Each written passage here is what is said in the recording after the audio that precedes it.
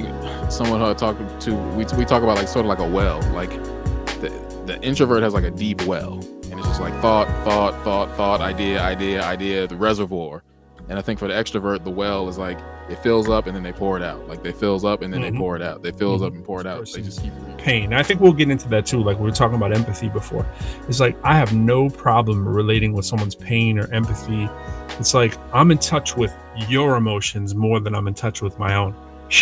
Like hip hop has definitely been therapeutic for me though, in that, because even the way I'm talking right now has so much more emotion than when I was younger. I couldn't even talk like this. I couldn't even go, "Hey, what's going on, man?" I couldn't talk like that. It wasn't in my skill set.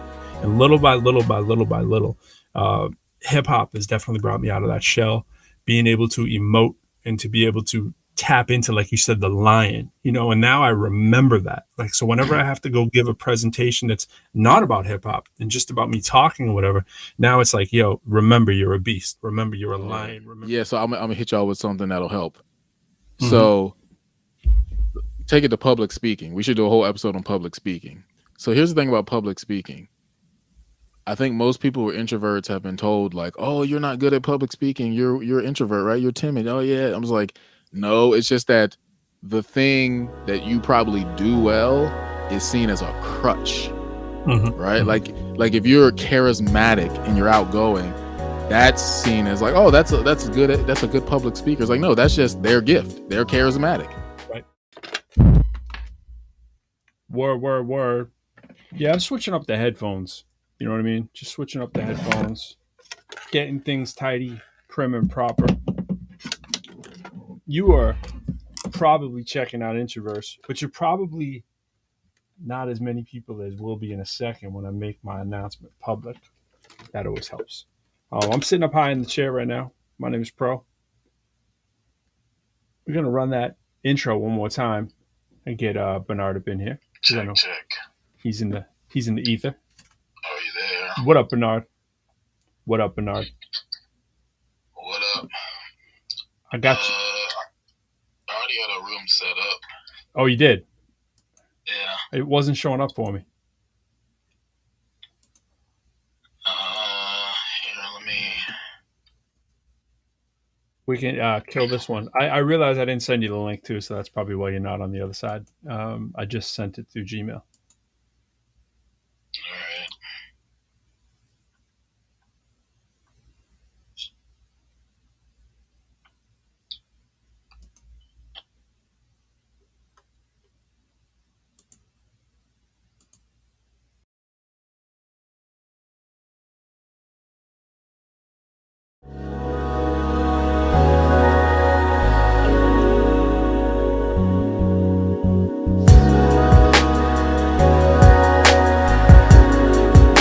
What is your original, unique idea behind it? And I think maybe for the extrovert, like someone who I talk to, we talk about like sort of like a well. Like the introvert has like a deep well, and it's just like thought, idea, the reservoir. And I think for the extrovert, the well is like it fills up and then they pour it out. Like they fills up and then they pour it out. They fills up and pour it out. They just keep pain. I think we'll get into that too. Like we were talking about empathy before. It's like I have no problem relating with someone's pain or empathy. It's like I'm in touch with your emotions more than I'm in touch with my own. Like hip hop has definitely been therapeutic for me though, in that, because even the way I'm talking right now has so much more emotion than when I was younger. I couldn't even talk like this. I couldn't even go, "Hey, what's going on, man?" I couldn't talk like that. It wasn't in my skill set. And little by little, hip hop has definitely brought me out of that shell. Being able to emote and to be able to tap into, like you said, the lion, and now I remember that. Like, so whenever I have to go give a presentation that's not about hip hop and just about me talking or whatever, now it's like, yo, remember you're a beast. Remember you're a beast. You're a beast. 1 2 1 2 1 2. In the place to be. Hold on, let me get my Give a little echo here. Just get it straight. All right, hold up.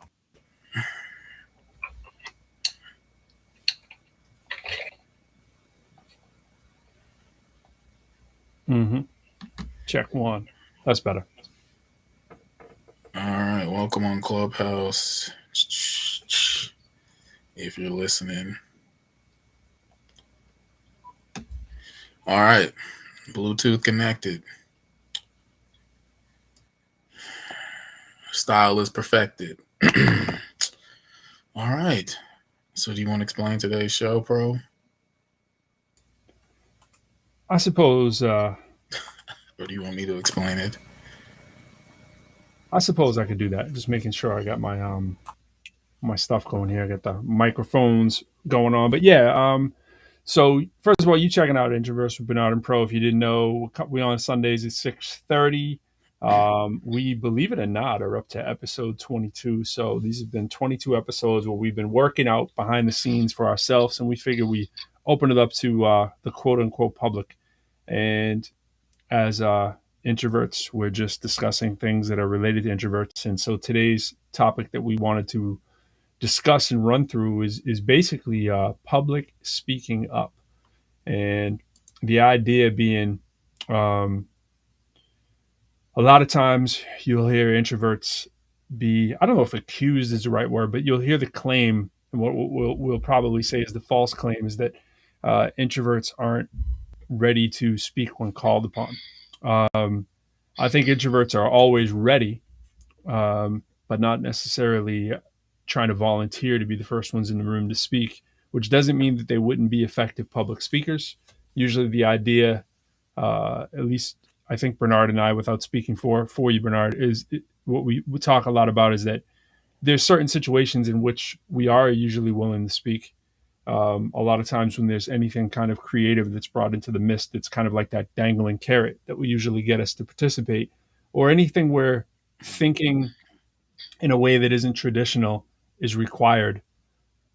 Thinking about things and solving a problem and trying to come up with a solution collectively, maybe where we thrive, but the jostling and jockeying for position to speak when other people are just, and a lot of times the extroverts are trying to speak first a lot of the time. And I don't know if I'm being too forward here, Bernard, but I would say sometimes speaking without thinking, or That's not too forward. That's accurate.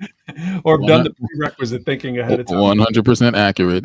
All right, cool. And yeah, so that's it. And then you can really jump in and elaborate a little bit more on what we've been discussing about public speaking and speaking up, and how it relates to introverts from an introvert perspective, and how we might best achieve Right.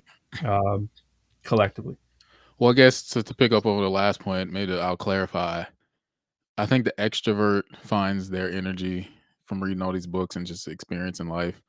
It's like we talk about a cipher. Like you get in the middle of the cipher, you spit something, I feed off of that. I'm like, oh yo, he said drop in the bar, stop in the car, hop in the par, I'm rocking Bernard. Like I don't feed off of that till I hear you say it. It's not that I don't have anything. It's just, oh, we're working with the same ball of energy and we're like passing it back and forth. So I think I've realized like, oh, for extroverts, conversation is their cipher. So it's not that there is times where I think extroverts don't think as well, but I would say in a meeting or a like productive atmosphere, they tend to be the ones who need other people to bounce off of, whereas the introvert steps back and listens and gathers and synthesizes and then says, okay, here's what I have to say based off of what you all brought to the room. So yeah, like you're saying, I think for the introvert, it's not that, oh, I don't want to talk or I'm uncomfortable. It could be that, but it's also that you are in your natural state gathering and you don't want to talk until it's time to say, hey, everybody, I heard this dot, this dot, this dot, and I've connected these dots. Here's what we should do. But by the time it happens, the meeting's over and everybody can't wait to get out of the meeting. And then when you're ready to present or say what you have to say, you're like, oh, great. I have all these things that I want to say that were from the beginning to the end of the meeting. And now I have to like do it in this 5-minute period. And it feels rushed and it feels like you guys aren't going to get the real gist of what I'm saying. And we're at the end of the meeting. So people they're kind of tuned out and they're not really taking it serious. So for the introvert, this is why public speaking up. We're always doing the wordplay.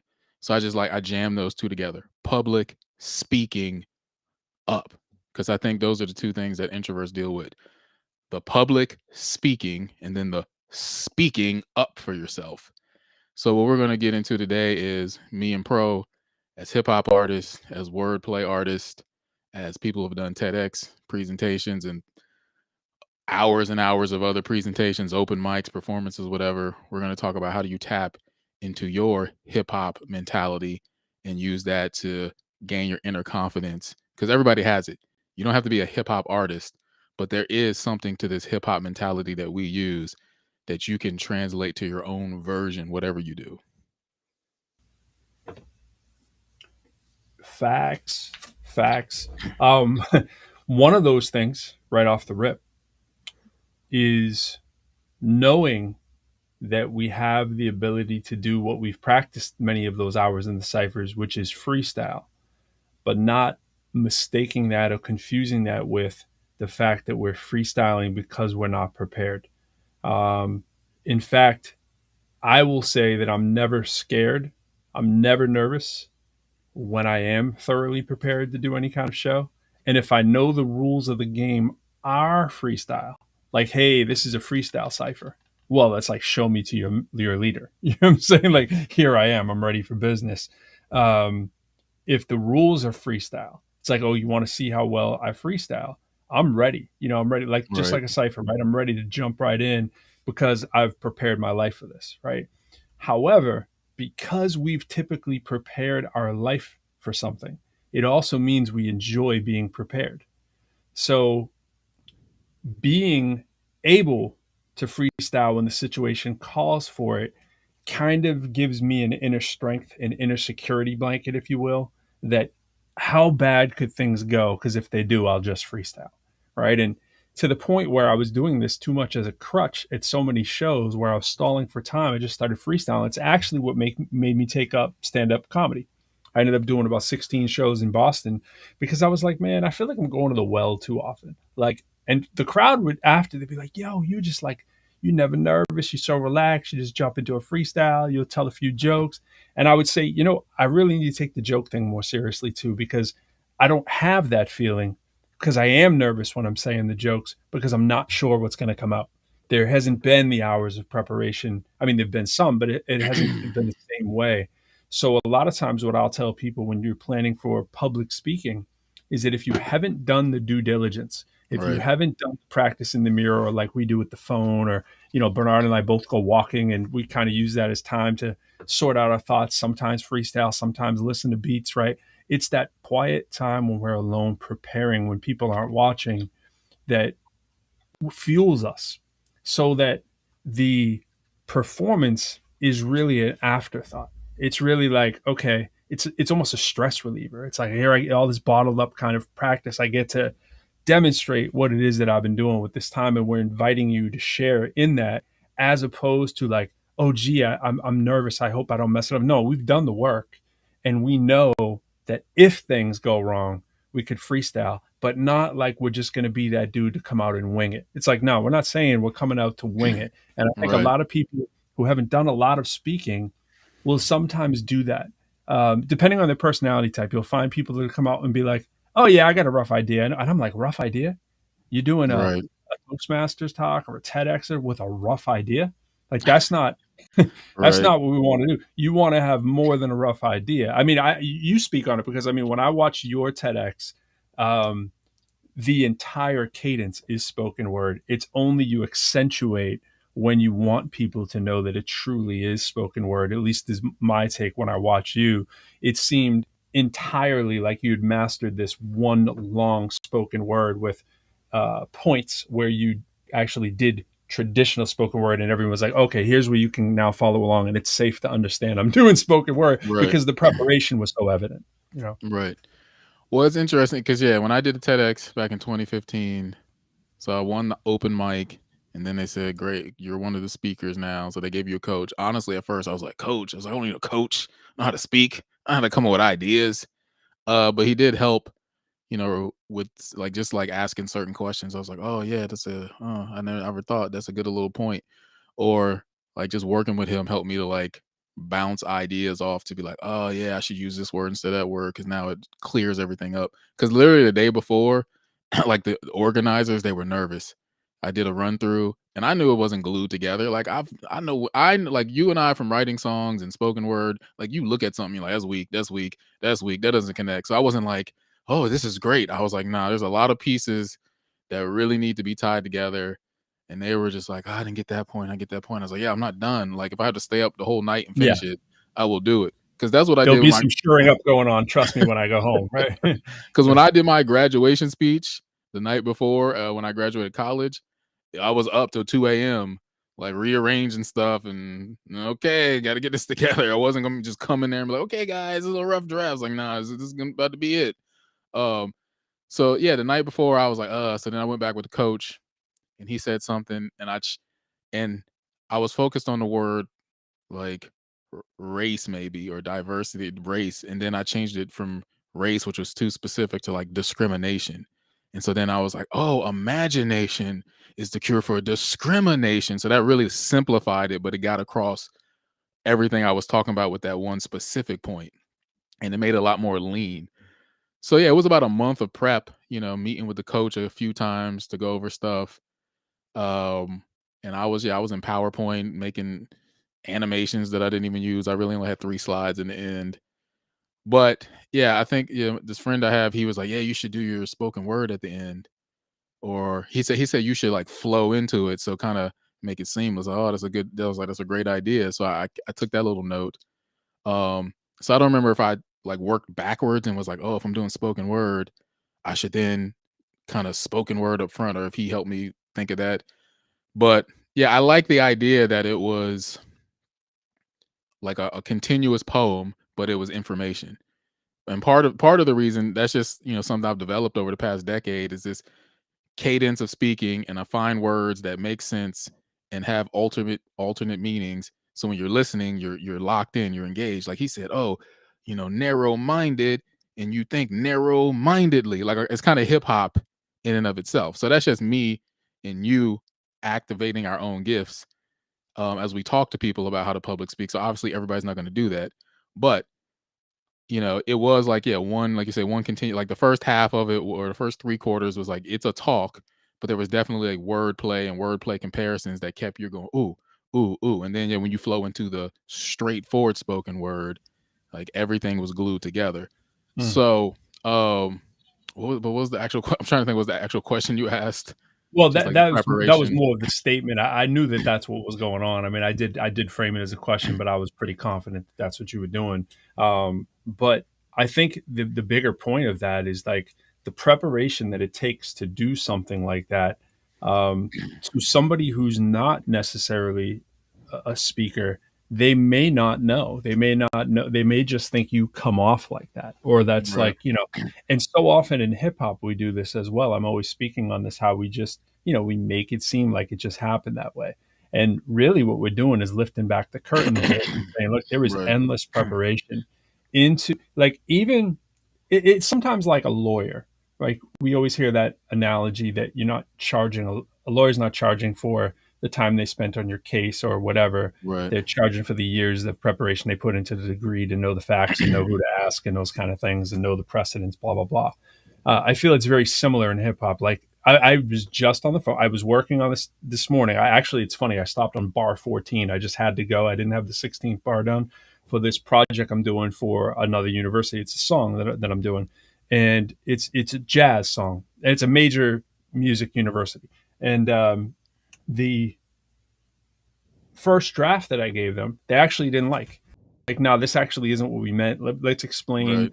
And I said, you know what? I had a feeling I missed the mark. I had a feeling that this wasn't what you meant, or I interpreted it wrong. And we had a really quick conversation. And so we got to the part where a gentleman's talking to me on the phone. He's like, yeah, so, all right. So if you tweak that, that'll be great. Yes, you definitely got it now. Go with that. Call me in a couple weeks. And I'm thinking, I'll write that in 5 minutes. Like I'll be done that in Right. like literally 5 minutes. And reason being is because actually like it normally I would say like 15 minutes, right, to sew it up. Like when I know the assignment now is extremely fast because like it's what we're saying about the speech. I know I'm going to stumble into the wordplay. I don't have to sit around and think of what's cool wordplay. The wordplay will find me. It's because of the preparation and the training and the practice or whatever. Now, I don't want to get it twisted and say that we know that every single freestyle is going to be a 10. That's not the case.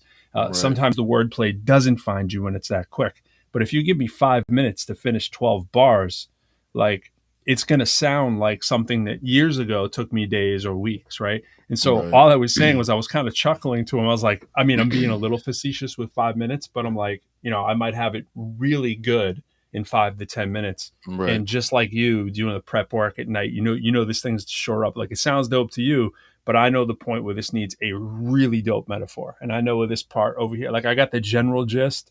I even was just saying things in my head while he was talking. I was like, oh, I even got 4 bars like forming while I was speaking. So I'm just trying to say, bro, like if I spend today on it, it's done today. Like this is not Right. going to drag, you know, it's just a matter of finding the free time. So yesterday, case in point, right? I did drops for a new record we have going out, radio drops, just like shouting out the DJs, right? I had a drop for a friend of mine's spoken word project. It's like a skit that had to get done. I had a entirely new song for placement that I've been waiting to work on, right? Finished the entire song, submitted it, and the placement representative was like, love it. This sounds exactly like what I think would work, right? Sent it to the person, and I had one song that I needed to fix mixing, right, to get a little bit better that I hadn't had time to do. I haven't touched the studio because my wife had been sick for a while and haven't been up here. And I got all that done, and I was like, oh, I need to get the music college one done as well. So the only reason I didn't get that done was because it was the last thing, because I know how fast it's going to take to do that. So when we put all this time in and we have the confidence or whatever, it has to come with the disclaimer and say, like literally, like almost how many years have you been doing it? Like if you've been doing it a year, you know, I can roughly say that this is going to take you a couple days to be passing. If it's been 5 years, you might be able to do it the same day. If you've been doing it 10 years plus, man, the same day, probably in the same hour, it's going to sound ridiculous, you know? So, that should not give you though a false sense of security, meaning that if you're doing a public speaking engagement, that it will be just as quick, because it will not, because they're close cousins, but they're not, you know, they're not identical twins. So I got to spend more. If I know I'm public speaking, you call me and you need me to speak tomorrow, I generally feel similarly to I do about putting out a quick rap. However, I know I got to put more time in that. I'm like, all right, cool. I'm not nervous. You telling me tomorrow? Sure, I'll be ready. But I'd feel a lot better if you told me it was in 3 days. You know what I'm saying? So that I can wire up the details. Right. Well, the few things I think of, one is I just think, you know, from a creative conversation standpoint, you know, I had this conversation with somebody I used to live with. I was looking at this group. If you ever heard of Celtic Woman, and like you see them like on stage and it just looks effortless. And he's into opera singing. He's like, yeah, that's what the point is. You're supposed to make it look effortless, but really you're doing all this stuff with your diaphragm and your throat and your head, and it's like inside your body. Like, what are you doing to me? But outside it looks like, you know. So I think with all art, it's like you're always in this in between zone of making something look like it happened last night, but really it took you a month. And I think that's just one of those interesting philosophical ideas. So I think that's what gets people tripped up, because most shows they go to, they're like, wow, man, you guys are just like, it's like, yeah, but that guy sat there for 30 years going, dip, dip, dip, dip, dip, dip. Like he literally, you know, finger exercises every day to make it look like, oh, wow, it's seamless. So we just live in a culture that's very product oriented. So when they see the product, they're like, wow, that's just delivered to me on demand. Like we literally have on demand television shows. So you're like, I can stream whenever I want. It's like, yeah, it took hours to film, edit, write a script, act, react, re-edit. There's so much that went into that. So the second thing I was thinking about was reading Susan Cain's book, which everybody should read. Every introvert should read. We got to get a check for that. Hey, just get Susan Cain on the show. She'll bring us some street cred. So in the book, she says, why is it that everyone seems to be so extroverted? She was like, well, there's just so many closet introverts because they conform to the culture to survive. So it's not that the world is just extrovert dominated. It just appears that way. So when I read that, I was like, oh, that's a good point. And it makes me think of that same idea plays out in so many ways. Like, for instance, what we're talking about is the world appears to be sort of quote unquote extroverted. Like when someone gets up in front and they speak, you forget, oh, right, there was a rough draft, right? Lately something, in recent years, I've heard people say, you remember the phrase messy first drafts? It's like, how come we don't hear that anymore? Everybody just expects to be this polished thing. Yeah, everybody expects there to be this polished thing on the first round. It's like, that doesn't even make sense. You don't do that anywhere else. You don't write a paper on the first go around. You write a rough draft, you get critique, you bring it back, you edit it, and Yeah. you reform it. So it's people getting out of that extrovert dominated mentality that you're just going to go do it. And that's the problem with every other public speaking thing I've ever heard. I don't think I've ever heard anyone say the things we're saying, which is you have to work hard. You have to know something about yourself. Like when I do public speaking, I literally say, this is like you just said, it's not overnight. Like you have to practice and you have to know things inside your head and your heart that are important to you. It's not a 5 easy tips to public speaking. And the worst thing people say is like, you just got to get up there and be confident. No. Oh, wow, man, that's what's been blocking me. I just didn't go. Don't pay someone to give you that. Don't pay. Like Don't pay for that. If it was literally as easy as getting on stage and being confident, then how come everybody in the world is not a dynamic public speaker? Absolutely. Right. It's like, come on, bro. It's like if it was that easy, we would all be public speakers. And, that point, I think you're saying the same thing that I was thinking while you were saying it. It's like we can't undersell it. People want the 5 or the 3 or the 10 steps. When I see 10 steps, I go grifter. When I see 3 steps, I go grifter.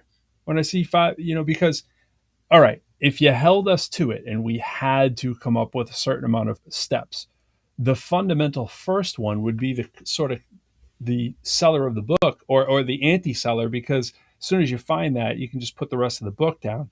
Because, the first one is going to say there's no substitute for an overabundance of preparation. Right. So, spoiler alert, that everybody who's selling you this has even prepared the speech that they're doing right now to tell you about these 3 points, right? Or these 5 points. They have this speech that they're doing so polished, right, that it sounds like it's just natural. And they sat down a lot of time in the lab and were like, what are 10 great points that I can come up with, or however many they decided was the best marketing ploy, right? We could go through right now in the other halls in Clubhouse and we can find all the grifters. And I feel like it's my job to troll grifters on Clubhouse. And, here's the other big point about this. You could argue that it's evolutionary for us not to public speak and to be an introvert, because the reward was often death for those who chose to speak up. When you think about our history of people, whether you want to go back to prehistoric times or in the dark ages, what happened generally to people who spoke up? It's not what the movies shows. Well, sometimes in the movies they show this, right? Someone will speak up and the evil warlord will come through and they'll say, thanks, you're dead. Anyone else? You know what I mean? But I think far too often the reality was someone who took a chance, they were the first draft and they died. Right. Like, right. So when you've gone through the evolutionary necessity of you not to be the rough draft, right? You're like, yo, we know we need the group to prevail and we need somebody to be the substitution, or I should say the sacrificial lamb. But we inside know what happens to sacrificial lambs, so we're thankful of them. That's why we hold them up as heroes. We're like, hey, look at them. I would never do it. You know what I'm saying? It's like somebody needs to save the masses, but I'm not going to be the one to jump off the cliff and test if there's rocks in the water, right? Like somebody had to test if there were rocks in the water, maybe they did it a smart way. But I'm just saying that first or second person to speak up a lot of times is why I think we may be nervous. I have no science backup to say this. I'm just saying that wouldn't that seem to make sense that the first person to jump up could face serious repercussions, that there's a heavy risk. But what do we tell you in all these business courses? You have to take risks, right? You have, like, we need some sacrificial lambs. That might as well be part of the grifter thing too, take a risk. Well, if they don't take a risk, they're never going to know if your 3-step method worked, right? Like at some point, they're going to have to get up in public speak. So thank you. We need to take a risk, right? We need to get up there in public speak. But the risk is mitigated by the preparation. For instance, with the rock analogy, yeah, you can go out and check if there's rocks there before you jump, like that would be smart. Hopefully that you're not, thrown off by, you're in the wrong spot or something like that. But if you're going to go rock diving, it looks real pretty and sexy when someone does it in a brochure or whatever, but trust that somebody has navigated that area and done the legwork ahead of time. And that's all we're Right. saying, that legwork will alleviate the fear. I am not brave. I am not particularly brave. I don't find introverts to be brave by definition. I think we're calculated by definition, which brave gets too much credit. Like, oh, he's brave. I always sometimes say brave is dumb. Like, like, oh, you're so brave. Yeah, I'm brave if my life depends on it, someone's life depends on it. Like, yeah, I will take the risk because we're facing death, right? As a Right. situation. I'm calculating the probabilities at all times. I'm not just like, yo, I'm going to jump off the cliff because I'm brave. No, that's stupid, is what that is, and you're likely Right. to die. So I don't take risks. I don't jump off planes. I don't skydive. I don't bungee jump. I don't do any of that stuff. I don't do any adrenaline kind of stuff. None of that appeals to me. And I suspect that's true with most introverts. You're never catching me doing any of that kind of stuff. I think that would be we want to talk about my Venn metaphor and whip out the Venns, man. There's going to be a very big area of common intersection between the introverts and people not doing adrenaline sports. You know what I'm saying? Okay, so we were talking this week. So if we did have 3 easy steps, well, there should be 3 hard steps. Okay, here's the first step. 3 messy steps. The first step is knowledge, and that sounds kind of generic, but okay. So first and foremost, knowledge of self, some kind of expertise in some knowledge. Well, expertise and knowledge of yourself. To me, that's the most important. That's what I always talk about: knowing yourself, knowing who you are, because you could talk about yourself, obviously, and people want to hear about your perspective. 2 is knowledge and something that you're passionate about. Okay, so to your point, let's talk about why knowledge would help you overcome stage fright or speaking up. All right, so imagine you were at a zoo and you saw a lion tamer. Now, as you were just saying, is the lion tamer brave? Maybe there's some part of that. But think about it. A person who has spent time studying lions, working with them, understanding what they do eat, what they don't eat, like how they're when they eat. Yeah, when they eat, what signs that they show that they're threatened versus they want you just to go away and they'll leave you alone. Like people who work with animals know what to look for. So you look at them and go, "Oh my goodness, you're so brave." Like you're saying, but it's like, no, they're knowledgeable. If you went up and did the same thing, why are you afraid? It's not just because they're a lion, they could kill you. It's because you have no knowledge of how to interact with them. So a person who says, "Oh, put the thing over your head if you see a bear because you're strong," and you're like, what do you mean? Like, just listen." Like they know, they have a knowledge, they have intimately practiced that knowledge to the point where the thing they do looks, as we talked about, looks effortless or looks brave. And it's like, no, they understand how something works, and so they have a confidence to do the thing that you don't. That's what we're saying. When I get on stage, I'm not talking about things I don't know. That's the first mistake that everybody, introvert, extrovert, whoever, people get up there and don't care what they're talking about. So yeah, so this is why we need to, like, do you care about this topic? No, you don't. And since you don't care, you probably don't know about it, right? So what happens is you're fumbling for words, you're fumbling for things to connect because everything in you is just trying to hold it together. And next slide, please. So every time I watch people, I'm like, why are you even engaged in this? And people feel like they have to talk about certain things. So here, and I think here's the trick for the introvert. There's probably things that the introvert is really excited about, but they think, well, why am I going to do a TED talk or a presentation on that? Or how could I talk about my favorite show or my favorite game or my favorite book that has nothing to do with the topic? It's like, well, that's going to get when we come in with the next one, we're going to talk about metaphors, but we're not saying take your expertise and necessarily do a one-to-one TED talk on that. Or if you're in a meeting, you're like, I know something about Game of Thrones. Like we're not saying take confidence in your hobbies and passions and tell everybody. What we're saying is that is a sign that you could talk about something at length without being afraid and never have a pause because you're just so passionate and intimately knowledgeable about it. So it's not that the thing we're saying is that ability is obviously in you. If I got Pro talking on a certain subject, he would never stop talking. If I got another introvert, if I hit the right combination of buttons, he'd be like, this person never talks, But as soon as I brought up that, wow, they're going into the batting average or whatever, like whatever you're interested in, you could talk forever. So the first thing is knowledge of yourself, meaning who am I? What do I like? What am I interested in? What am I passionate about? And then, secondly, knowledge of a particular subject that you could learn how to translate later. One of my favorite quotes is, know something about everything and everything about something. I love that quote. Mm-hmm. It's saying be broad and understanding and having a curiosity, but then have that one area where you're like, this, like nobody knows this better than me, and I could talk about this forever. Yeah, that's an amazing point. It sums up like what I feel about myself too. I feel like I'm always saying I have very few expertise areas. I got a wide range of okay, I also have a wide range of terrible. But because I'm usually strategic with it. I'm like, you know what? I don't know anything about that, but it'd be good if I knew a little bit about this over here in that general area where I could sort of skate off to and help myself in a situation that I might need to. For instance, there's certain things, right, that we think about. I'm not talking about to be able to impress people at a wine and cheese tasting. That's usually not what the introvert is trying to do anyways. Now, there are areas that I will say that I do that. There are certain areas to me that are very important that I know are likely to come up at the places that I frequent.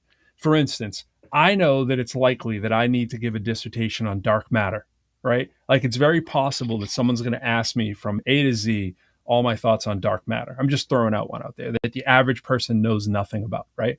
So I will rehearse a little bit of what it is I would say in the situation based on the relatively large sum of knowledge that I have in that area, which, by the way, is always changing. And I was in a room today. Talking about it, and it's funny. After I was on, the guy he invited me. He said, "Can I have you be our resident relief pitcher scientist?" Because they had a physicist in the room who was really good, and he's retired, and he was really wonderful, and he was agreeing with what I was saying, and he told the host, he's like, "Oh yeah, you need to get him," and in my head I'm thinking, well, here's where some of that preparation paid off, right? So that I'm not winging it. And I'll even give you an analogy that I used in the room. This person had given a long discussion on physics, and we got into dark matter. And the dark matter, he gave a perfectly acceptable freshman or sophomore physicist level, right? Like undergraduate level explanation, like somebody who has cultural capital, right, in this area, but is not like yet an expert. They might be somebody who would appear to be an expert among their peers, or I should say among their general peers, not people in that category. So it was too high of for the level that I usually shoot for. So I said, well, here's my way to say the same thing. I will say that there are, and I'll make this really quick, right, for our audience, there are mathematical formulas that you can do with gravity. And there seems to be something missing either from our knowledge of gravity entirely or another operation that we've not fully mastered that should also be included in the set of formulas that we do with gravity. So in the meantime, we have a placeholder, and that placeholder is what we call the concept of dark matter. It's not like we actually know what dark matter is. It's basically a placeholder for that which we don't fully understand, because we've done equations on galaxies and said, hey, based on the matter that we can see is in this galaxy and that we can measure, there should be a gravitational pull of X, but there's not. Right. That's the dumbed down effect, where I feel like I can say that to anyone who's like 13 and above. You know what I mean? And that's what I try to have, to your point, on most general topics, meaning convince myself that I generally understand the topic. I don't need to be an expert marksman on this, because my expert level of marksmanship is over here in these 3 or 4 categories. When you ask me to speak on those or share on those, I'm more than happy, because the 10,000, 20,000, 30,000 hours have been done here. But over there, my 2,000 hours have been done. And I just take inventory, and I'm like, yo, I can speak on that and weave those in, as long as I go back to the touch points that are the 10,000, 20,000, 30,000. So when you're giving a speech, make sure that you're highlighting, obviously, the 10,000, 20,000, 30,000 hours you have in some place. And that will bring us into the metaphor category, because what we're trying to do is build connections to things which either we have great understanding or that our audience has great understanding, so that we can relate these points and people can go, now I feel you. Okay, so that's gonna be a good segue. But before we go into that, I forgot to mention probably the most important thing that we've said on this show all the time. The social introvert versus creative extrovert, or times creative extrovert. So I think to frame yourself in that thinking. So we always talk about how in social settings, introverts, we tend to be like, I don't want to be here. I don't want to talk to this person. I don't want to small talk. So you start to identify as someone who isn't talkative, and other people identify you as someone who isn't talkative or has nothing to say. But again, it's like, it's not that I don't have anything to say. I don't have anything to say about what you're talking about. I'm not interested in this. But when you switch over into the creative sphere, the creative context, you become animated, alive. You're like, people are like, who are you? What? I never heard you talk before. You're like, yeah, because now we're talking about stuff I care about. So introverts, our quote unquote extrovertedness is in the creative sphere, or whatever that is for you. That could be writing, could be speaking, could be blogging, vlogging. It's just that area where you're like, man, I'm doing the things to everybody else that I get annoyed that's done to me in the social context. Everybody move to the front. Let's all talk. That's exactly who I am in the creative. I'm like, come on, everybody, let's freestyle. Let's write poetry. People, all right, man, like relax. Can we just be all BS? No, we all need to come together. So framing yourself in that sense, I think helps, because you realize like, wait, I've just been misidentified my whole life. People told me, oh, you don't ever say anything. It's like, that's not true. I don't say anything to the things that you like or you think are important. But when you get pulled into my context, you're like, okay, I'm ready to leave now. And I'm like, no, you're not, because I'm not done talking about this. We're going to finish this conversation. So let's segue into the metaphor. So step one, knowledge, expertise of something, yourself, most importantly, and then some area of content, whatever it is for you. Two is the metaphor. Okay, so I'm going to pick up on pros. Okay, now let me explain. Okay, so metaphor, when we say metaphor, we mean a broad understanding of the word metaphor. So when you learned in English class metaphor, simile, one uses like and as and the other one doesn't. We're not talking about just that. We're saying metaphor, comparison, paralleling ideas, juxtaposition. Basically, how does this explain that? When I point over here to this thing, you then understand this thing. So one of the examples I always use is, say you watch one of these rom-coms and it's a guy going to talk to a woman, and then underneath the audio is like, the male goes after the female and the primate, and it's like they're making fun of the fact that he's mimicking nature. But you get the point. You're like, oh, ha, ha, ha, ha. So they're using one thing to show you the other thing, but the only reason they can do that is because those things are connected. It's like, there's a similarity. That's why my brain makes the connection. So when we say metaphor, we literally just mean a broad understanding of, how do I take one thing over here that people know and refer them to something that they don't know? And to me, that's critical, right? And I bring this up a lot. Whenever I talk to people, I always go to the metaphor naturally because of hip hop and that whole influence of what it's had on me. But then when I thought about it one day, I was like, this just makes sense. I said, why would I try to explain something to you that you don't know? Like, think about that. Why would I spend time trying to? So let me tell you about the stock market, bro. Okay, so stock market has like ups and downs, and you're like, Bernard, I don't know anything about stock. But hold on, let me just explain. You have no point of reference. But if I know something, like you just said, that you probably, like popular culture, things that I know that you probably have watched or at least heard of, I could say, oh, you know what's going on right now with the queen, that whole, like, I could start talking about that because it's so ubiquitous that it's like you can't not know. So I would say, oh, so the queen and the monarch, and everybody's talking about royalty. So let's talk about royalty. We all know royalty, right? So instantly I've made a connection with you because it's popular, it's relevant, it's cultural, and it's something that's on your level that you're like, I know what he's talking about. So I've already brought you in. And so I'm going to get you familiar with that. And then I'm saying, now I'm going to push that away. Now you have that point of reference. Let's move on over here. So we talked about royalty, and royalties has different classes, and you have to be in the line of royalty to be able to. So then I could be talking about coding. I could be talking about cooking. I could be talking about writing a story. Now I could start to say, in coding, there's a sort of hierarchy of code. You want to start with this line because this command commands that command to do this and that and you're like, oh, this is making sense to me. So for me, it makes 100% to use metaphors, especially when speaking with kids, because they're like, I don't have any of that. What you talking about, Mr. Hankins? So I have to give you something that you already know to lead you to something you don't know. Yeah, and that's the key of great teaching. Teaching is often tried to, well, I feel like it's almost similar to the grifter land. It's like, here are the 10 things you need to do, and someone's trying to sell you a book on it. And it's like, look, Right. if here's the other We thing, got to by get the way. you. We got to get you unmuted on Oh, Clubhouse so they can hear this golden sorry, nuggets. Clubhouse. Sorry, Clubhouse. I had you muted for a second. Yeah, I was going to say, to the grifterdom again, right? Sometimes we'll be like, here are the 10 things that you need to succeed, blah blah blah.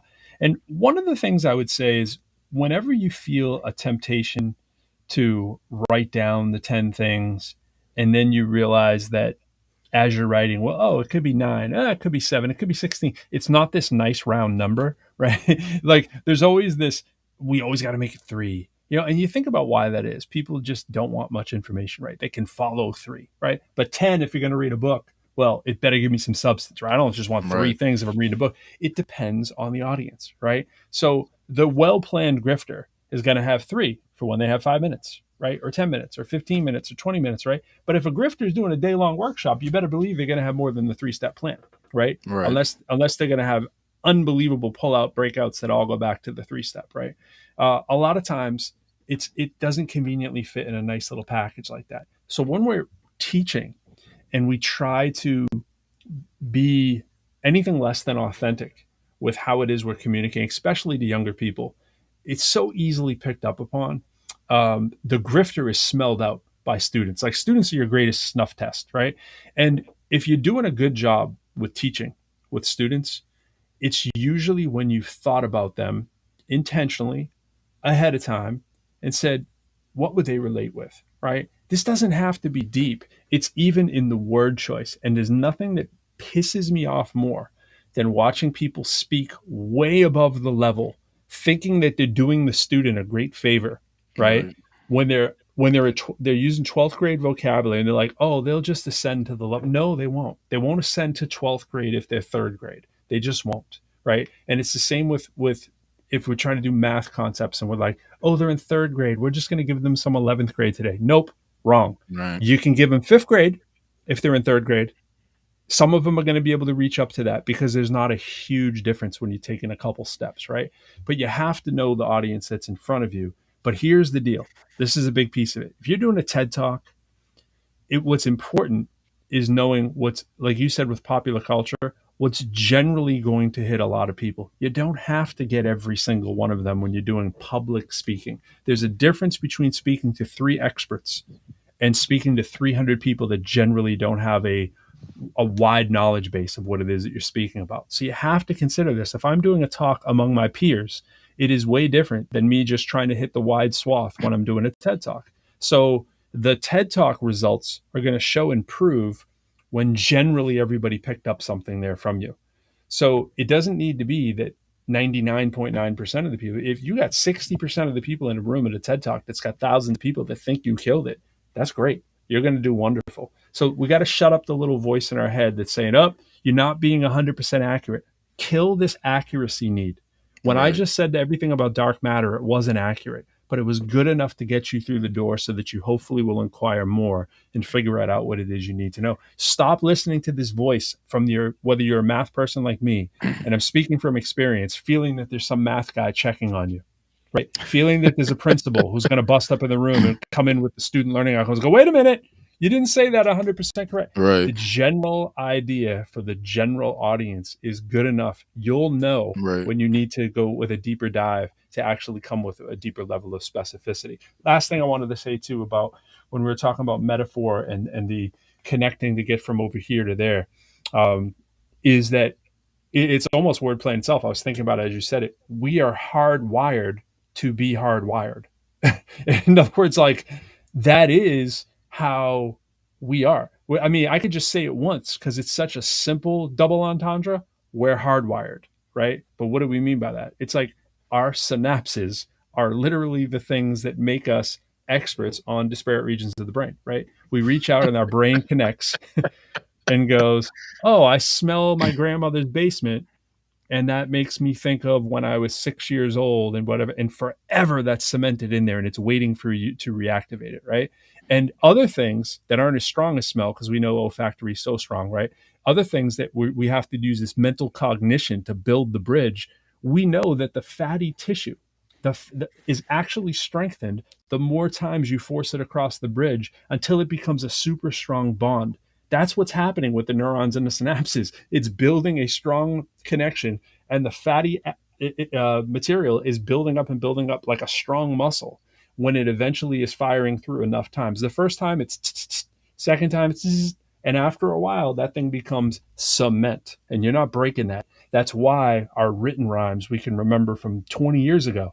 Once those wires are really formed and welded in there, and you did it 100 times, well, I mean, we see it every day, right? It's like, oh, how come I can't remember it when I just said it once or twice, right? But what happens? You say it 10 times and all of a sudden it's like, yo, I kind of know that opening bar now, right? And then what happens when you're doing it with the beat?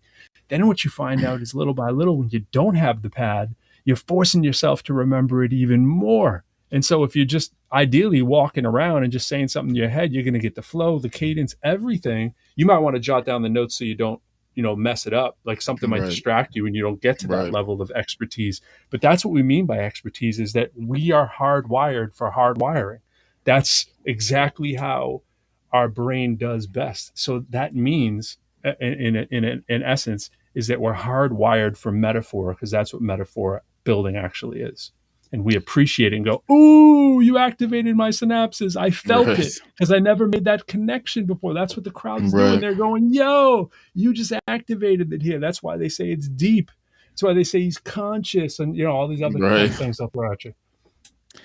Yeah, I mean, I think it's a good point about the audience. Like, just like knowing, am I giving a presentation to like a few people in my office, or am I going to do a TEDx talk where I gotta kind of bring everybody in? Like, hey, you're from over here across the world, and you're from okay. The Queen. I mean, they probably know about the Queen. Like, everybody's heard about it, so I can tap into that just because it's relevant. Like, I'm not even saying you have to like that. You might be like, I don't care about the Queen, but because it is at people's consciousness right now, like you surf on that wave. And you don't have to say, like, I agree with this and this is what I think. I'm just saying, hey, guys, you all have heard in the news in the past 2 weeks, it's impossible not to hear royal family, hierarchy, who's gonna descend and ascend. Since you know that, it's like, hey, that's the quickest way to loop everybody in. Whereas, like, if you're with 3 people in your office, you're just gonna be like, hey, guys, the vending machine ever works? Yeah. Like, you could talk about inside joke kind of stuff. But I want to do an example based on your metaphor. You're talking about dark matter. So know something about everything about something. So I'm gonna demonstrate like how would a person do that. Like, obviously, me and Pro do hip hop, so we always are, like Pro was just saying, like, we've done this so much that it's natural now. When I'm walking and talking on Clubhouse, I'm just going, synapses, the rapsis, can't even axis. I can put stuff together because it's like a person who pushes weight, like they've done the work. So it's going to look effortless, like we said. But anybody who develops their own personal metaphor, whatever that is to you, can start to train that part of their mind and make connections to where you start to see the world through that metaphor. So, for instance, Pro's talking about dark matter. So he knows way more about dark matter than I do. But I've watched enough Nova and PBS to be like, okay, dark matter. I get it. I understand what's going on. I'm interested. I like planets and stars. I write poetry about the planets and universe. So because I understand generally what dark matter is, I'm going to take from that little thing, know everything about something or something about everything. And I'm going to take that and I'm going to pull it in because I was like, oh, dark matter. Okay, so dark matter is this thing you can't see, but it's having an effect on you. So I start using that as a thing. I was like, man, what does that make me think of? Like, oh yeah, sometimes when I'm dealing with a certain person, like, I don't know what it is. Like, I can't see what's happening, but it's pulling on me, like it's affecting me. So you can start to build on that idea. You can start off a presentation and say, you guys, you know what? Have you ever felt a feeling and you knew it was there? Everybody knew it was there, but we couldn't find it. Like, we're all saying, yeah, it's something in here, or we all smell something. Where is it coming from? That's kind of like dark matter, right? So you could talk about dark matter itself if that was the focus of your talk, or you could just use that as the intro to get people hooked. It's like, oh yeah, I've heard about this dark matter thing. Yeah, scientists are trying to figure it out. Because one, it's relevant, it's cultural, and two, it starts to make people think about um, something that is collective consciousness, I should say.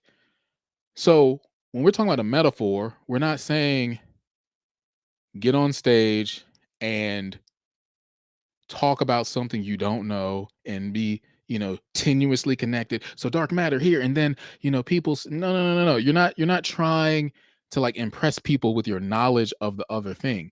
You're simply saying, hey, you know about this? Yeah, okay, got it. Now think about that. And then you're drawing the connection between the two where people go, oh, those two things are related. Huh, I never thought about that. So now you're making people think this person is amazing. They're making new ideas on the stage, right? That's what hip hop artists, like Pro said. When people do wordplay or double entendre where they're like, yo, I'm rocking the mic. I put a crystal inside the device. Now there's a rock in the mic. People are like, oh, yo, he just made the word rock mean too, right? People love that feeling when there's multiple meanings. So one, on stage, you're going to look like an expert because you're talking about something over here that's relevant. Two, you're making a connection to the actual thing you want them to get. And three, when you make the two come together, people are like, how in the world is this person making these connections? Because most people over the years have been taught to no longer do that. They've been taught to think very linearly. And so they've lost that ability. So you as a person who is an introvert, particularly, have that going on probably all the time in your mind, but you just thought, oh, that's just me. But that is your superpower, the ability to make unexpected connect or things that seemingly unconnected things connected. And when you do that, what was the last thing I want to say? When you're doing that, so the power of the metaphor is to help you explain things that are often unexplainable, but also when you're doing it, you're making people. All right, I'm gonna have to come back to the thought. I'm trying to. Well, So you many gave me a connections. lot. You gave me All a right. lot of them. I would also say that knowing when to come off the metaphor is important as well, because there are just some areas that are more difficult to make that connective thread. And one of the things Bernard and I have spoken about is about how there's a long list of things that you might potentially choose. There's a lot of weapons at our disposal or utilities in the utility belt. The sound of the word, right, might be something that we're comparing. The connotation, the denotation, the pop culture that the thing will evoke for our general mass audiences, the nuance for the super small when we're actually trying to, within the same speech or performance, grab different regions of the population. For instance, this might be for everybody. These are for my diehard fans. Right. This might be for the general masses. This is for my scientists. So when I Right. say certain rhymes, I know that most people aren't going to get the stuff that I'm saying, but there's a select few. I mean, the target audience is me, right? The target audience is me, and I'm trying to find other people who generally think at least in some degree of that realm. So what I'm thinking is, I'm like, okay, I am a college educated rapper. Um, I'm not necessarily rapping about the same stuff I did when I wasn't college educated or when I was much more of a street based rapper, right? But I have that knowledge base. And so I'm like, let me dip in and out, right? So I will dip off and in and out. It doesn't mean my mind is always here or there. It's just like, okay, these are the people that I may know along the way. I know I got to get this person. I got to get this person. I got to get the person who's in the boardroom because I'm in a lot of boardrooms and they write a lot of checks. So Right. I might want to have that NASDAQ rep because I do understand NASDAQ, the Dow Jones. I know the S&P. I know, I understand it. I know what arbitrage is. I know what international trade theory is, right? I can talk with some specificity and complexity about how economics works because I got a degree in it, right? So it's like, when do I choose to evoke that? So if you're going to something like dark matter and you don't have a lot of capital on that area, it may force you off into an extremity like how it sounds. You might go with the dark matter and a talk fatter or whatever. You might go strictly to the rhyme sound, and that is what frees you. It opens another avenue. It's like, here's an escape route, especially when you're freestyling, right? It's like, here's an out. But we Right. quickly process that and go, oh, nothing popped up. Bernard and I were speaking the other day, and he was talking about stem cells. I immediately said stem cells because stem cells, and that's dope. We already know Right. how to. It takes Bernard and I a third of a second, and any good MC to know that that's dope. Like both words in two totally different concepts making equal amounts of sense is a rare gem. Right. So yeah, I'm gonna write a whole thing on. I've been doing, I've been talking about stem cells when I realized stem cells, and we're washing tons up like Denzel. Whatever the thing is, we're gonna say, right? We're gonna come with that, and we're gonna play. Now we're in play. Now we're in Right. word play mode, but we also have topic.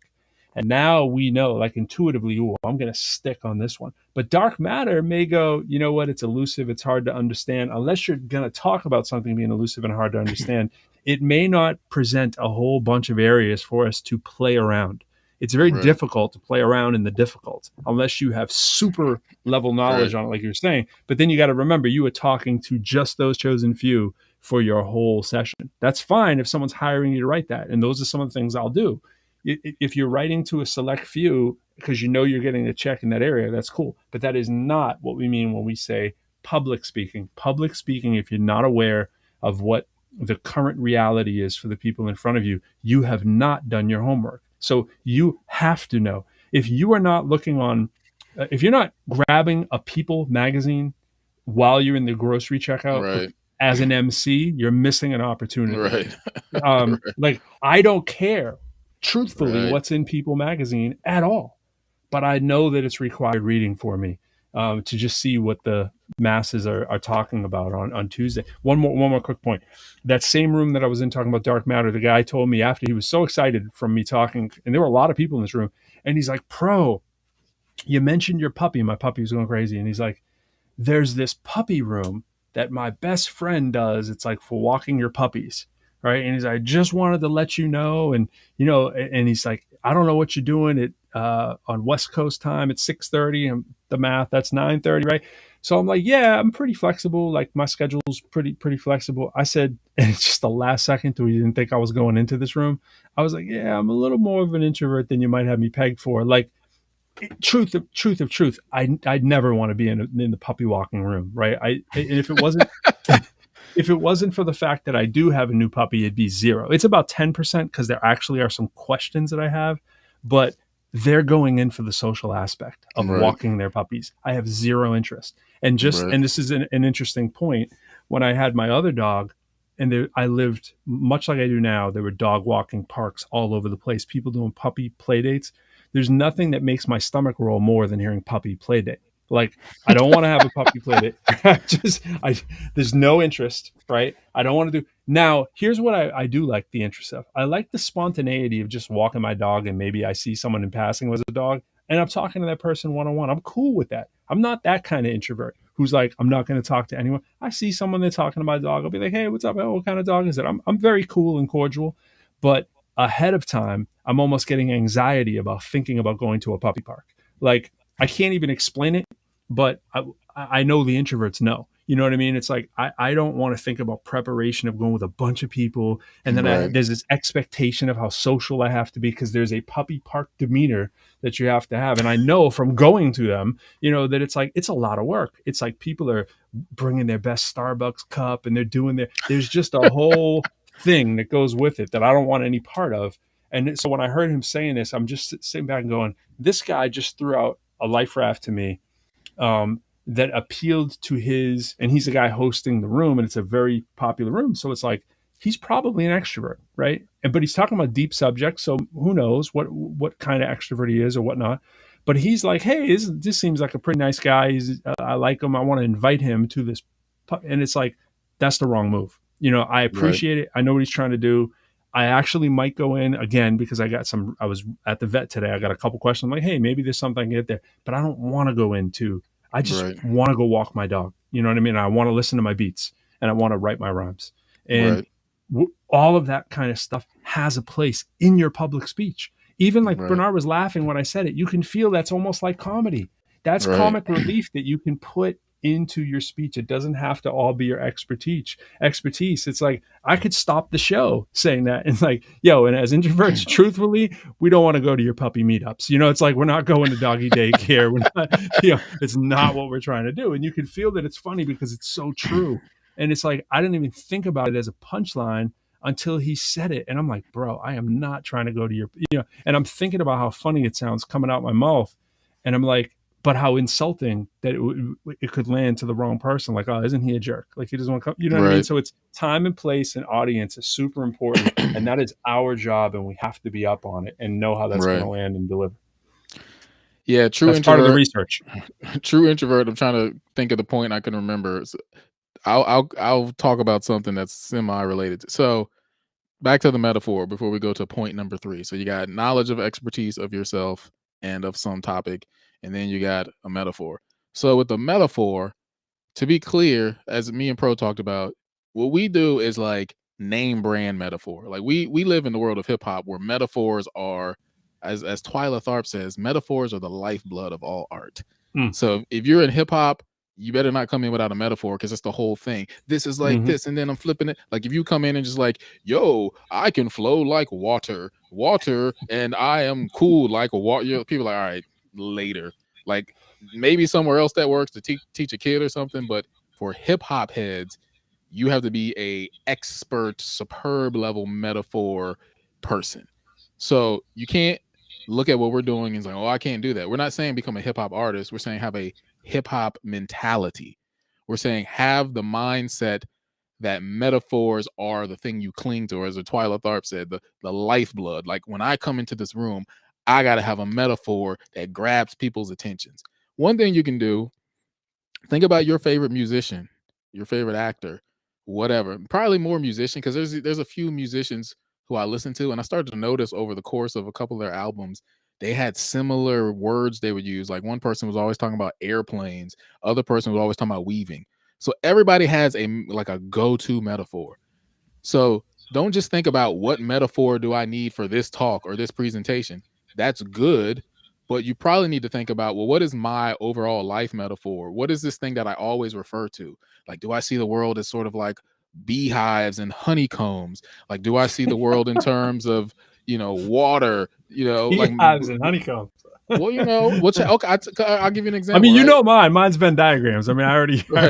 Well, I said beehives because they're talking about this dude had to apologize or had to like let the bees know the queen died. Like he told. So I got bees and I guess I've been looking at bees, killer bees, Wu-Tang.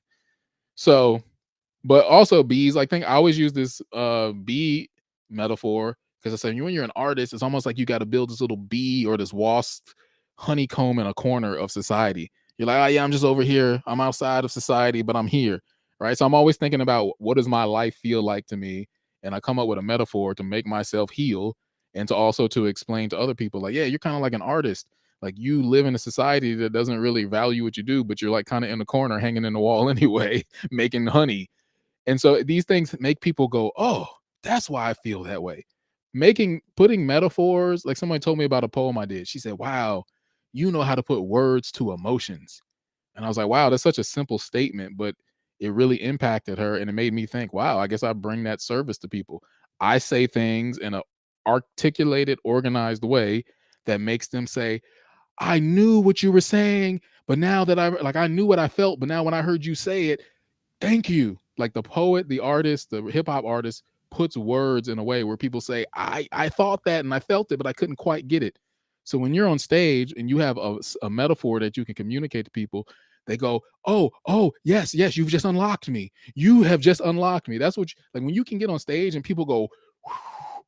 I mean, like we put in this description, I said, unlocking introverts. Like that's what you want to do. That's what makes people want to bring you back. They're like, you say you're like a prophet. You say things I can't get, or they're in me, but I don't know how. That's what the introvert does well, pulling out of people.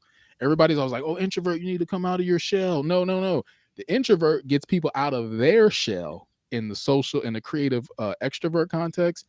They're like, nah, you guys have all this stuff inside that you don't say. I'm pulling it out. So I wanted to say that. And then the other thing I wanted to say was the metaphor, coming back to your personal metaphor, ultimately that connects to what I said, point number 1, knowledge of self. when you are up in front of an audience, like Pro was just talking about, throwing in things about, I don't want to go to your puppy walk. You can know as many metaphors as you want. You could be a hip hop artist. You could even have a go-to metaphor. But the reason you're able to connect with an audience is because you know who you are, and you could stand on stage and talk for an hour about pretty much anything. Know something about everything about something. Now, some people think, oh no, I can never be on stage. I'm so nervous. It's like you could do it, but it goes to that preparation. And I'll give you the example that I learned. So I was watching people do improv comedy, and I was like, man, how did they get on stage and keep it going? Like, I know that from a freestyle artist perspective, like, oh, I could get on stage and freestyle for hours because I know the game. I'll keep the volleyball in the air, right? But I've practiced the rhythm, the rhyme, the connecting of the phrases. And I heard somebody say the reason somebody could get on stage and improv act is because they've done the pre-work of like preparing the backstory of the character. So they could, invent this character who lives in New York and they have a sister. So they have all this knowledge they're working from. So when they get on stage and have a conversation, it's birthed out of a place of preparation. It's not just, oh, I got on stage and I improv these words. It's like, yeah, the words in that moment are spontaneous, but they're rooted in a knowledge. Again, it's back to that knowledge. When you have knowledge of something, you're fearless. When you go into a test and you didn't study, what do you feel? Fear, right? Like, I don't know what's on the test. What am I supposed to do? It's like, yeah, because you didn't prepare. But a person who studied for weeks, they go into the test, they're like, know that. So it's a similar kind of idea. The more you prep, the more you can step. The more you prep, the more you can step on the stage, because the knowledge, the knowledgeableness that you bring of whatever it is, helps you to look it in the face and say, yeah, you can't trick me because I know this. So the main thing is, how well do you know yourself, right? So when you step on stage and you know yourself very well, yourself can't trick you. Like, you're afraid. You're just like, no, I'm not. We know us. Somebody asked me a question, go like, and the last thing I'll say is, it's like a different muscle group, right? Me and Pro, we're in the hip hop muscle group. Some people have an improv comedy muscle group. Some people are a stand-up comedian. So you have to find your muscle group. Like, I couldn't get on stage for an hour and like do crowd work. Hey, look at this lady over here with the hat. Yeah, so yeah, that hat is done. Like, I'm done in 3 seconds because I'm like, I don't know how to do comedy like that. I'm funny, but that's a whole nother muscle group that a comedian has done for years and years and years, and checking the temperature of the crowd. So the question is, what is your muscle group? Is it I don't know, you have to answer that for yourself, but just think, like, what is it that you could get on stage and talk about for a while if someone just threw questions at you? And that's, you got to work on that and prep that and become confident in that. Yeah, it's interesting, as you say. And by the way, what's up, Aaron? I don't know who you are. I don't know if Bernard knows you. You might want to back channel us or something if you got something you really want to say. But we don't do too much interaction in here, but classic introvert style. But I will say this: it's interesting because, where I mentioned I did the 16 stand-up shows, right? I feel that just because when I am in a social situation where I'm comfortable and I know a large group of people, I have no problem improving into comedy all the time, right? Like, I can take that crowd of people that I know pretty closely and perform for them, right? Like, it's, almost like the prelogue to I'm going to perform, actually, right? And I'm comfortable with it and I'm okay with it. And to your point, true. You have to be prepared. It's a whole different thing. We're going to tap out in a few minutes, right? But it's a skill that is a super close cousin to rapping and freestyling. I actually, one of very strong muscle is improv. I find improv and people who freestyle, there's a very, I know you're just using ones to throw out there, but if you can freestyle, you can improv, because you've spent so much time just trying to draw connections, right? Now, there are a couple different kinds of freestylers. There are freestylers who just say words and they say words cool. And there are freestylers who are dope with the topics, right? They're really like in the moment with the topics. And then there's people who do both, and they're really, really A-level freestylers, right? Which I like to consider us in that level. But when you are in that level, it usually means that you can do improv. So the thing is, I know that's just an example, but there is commonality ability in certain areas, no matter what your thing is. And you should investigate what are the close cousins. Like, in other words, if you perform, have you ever tried acting? I find Right. acting, improv, comedy, and freestyle and writing all to be in my strong areas. Among the, like, if I was going to rank things, those are all in my top 10. And then there's an ability to solve problems, problem solve. The math is just a derivative of the problem solving. But I find all of that to be problem solving. I'm like, oh, just like you said with metaphor, right? It's like, okay, what's the connection? When someone goes, we were doing this the other day on the phone. What did we say? What was it? Cheese it and wrench, right? We're just making up ones. Like, find two words. These are great skills to do, to challenge yourself to do. We may freestyle them, but it's just as fun to find the connective tissue between them. And that is exactly what you do in your improv. Here's one last thought on that.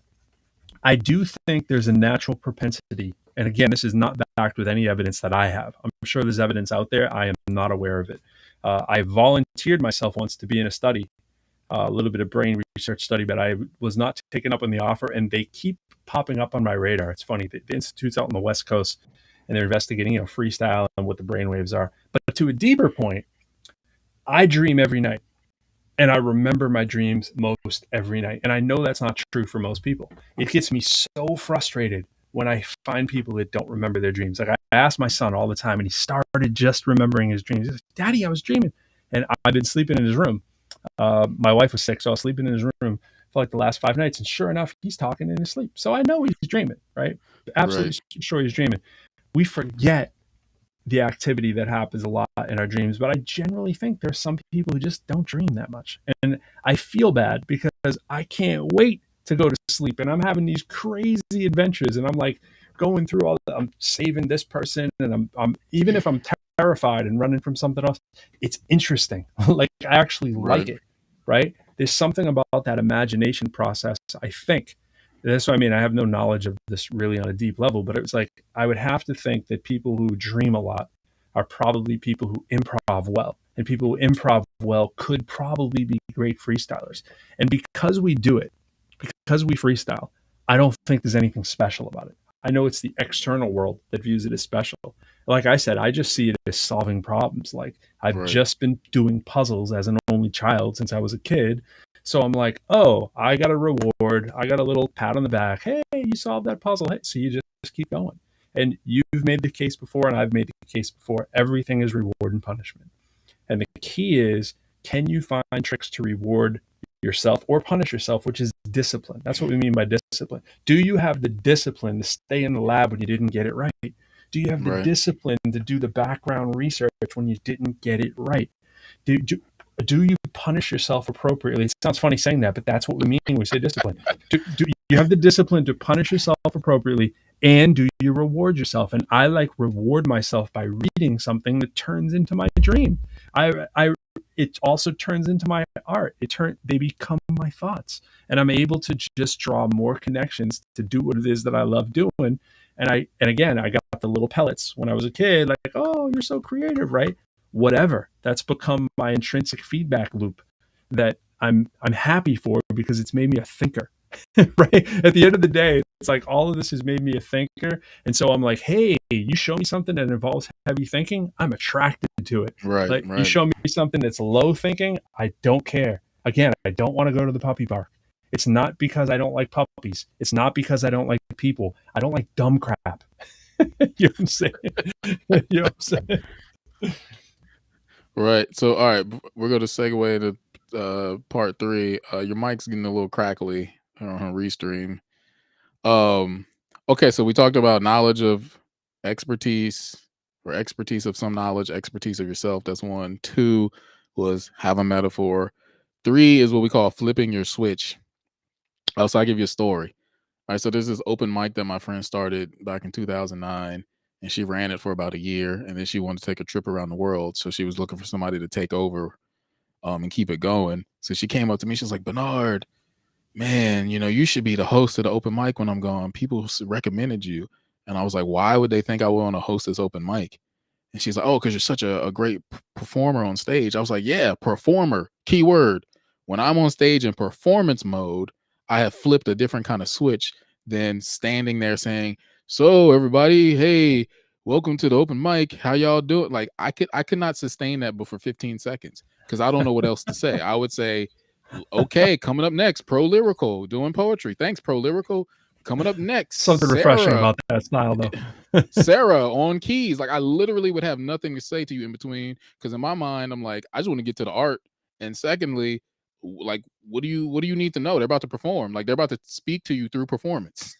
Right? Like they are like when I get up and do poetry, I make it a point not to explain it unless the poet really merits like my graduation speech, it was at UVA, so people don't really get all the references. So I kind of got to say, hey guys, I did this in 2004. It was to my class. Like I say that. But every other poem has to speak for itself. I don't have a lot to say. I don't really have anything to say. I was like, hey, I wrote this last year and it's called this. So that goes back to what we said about the social introvert, creative extrovert. When you get on stage, you are the creative extrovert.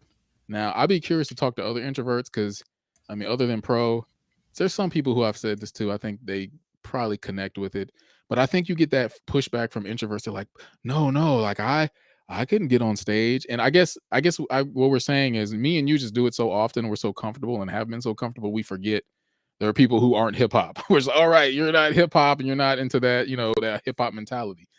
But I honestly believe that every introvert is the in potential amazing public speaker. It's the thing that has undercut them is the public part and the speaking part. And it's not because they don't do it well, it's because they've probably been undermined or cut off or over talked. And so they're like, I want to talk in public anymore.